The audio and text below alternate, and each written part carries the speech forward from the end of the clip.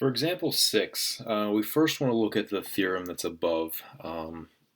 And the theorem makes sense. It says that when we have a circle, if a radius or diameter is perpendicular to a chord, then it bisects the chord and its arc. So we see that up here in this first part. We know that we have a radius perpendicular to this chord EF. So therefore we know that it is bisecting this chord. Okay, this part and this part are congruent. Same thing with the arc down below.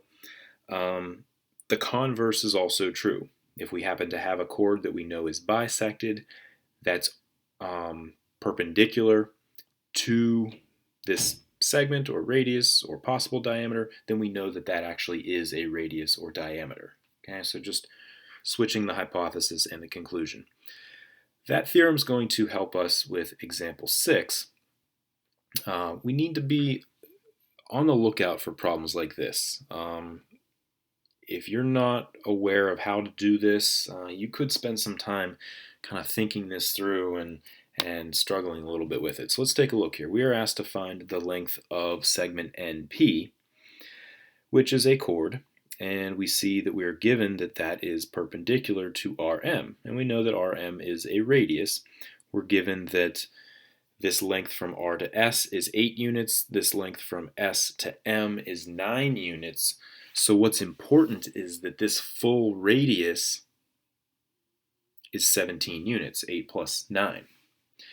Now, what we want to do is draw in another radius, and this is where you could be kind of spinning your tires for a few minutes if you're not thinking about how this helps you. Okay? Let's draw in that Rn radius, which we know is going to be 17 units in length. What this does is sets up a right triangle for us. Okay? With that right triangle, we can now use the Pythagorean theorem to get this x value here, which represents the length of ns,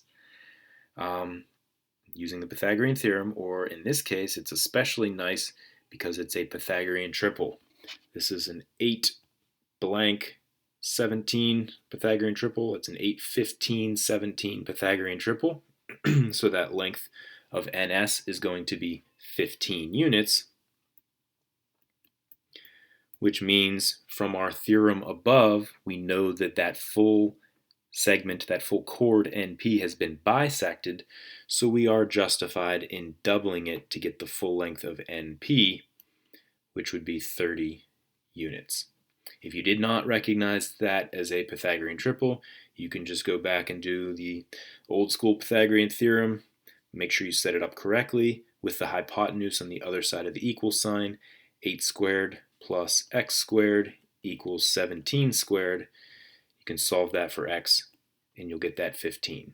Okay? Make sure that you answer the question though. We were asked for NP, the full chord, so we had to double it to get this final answer.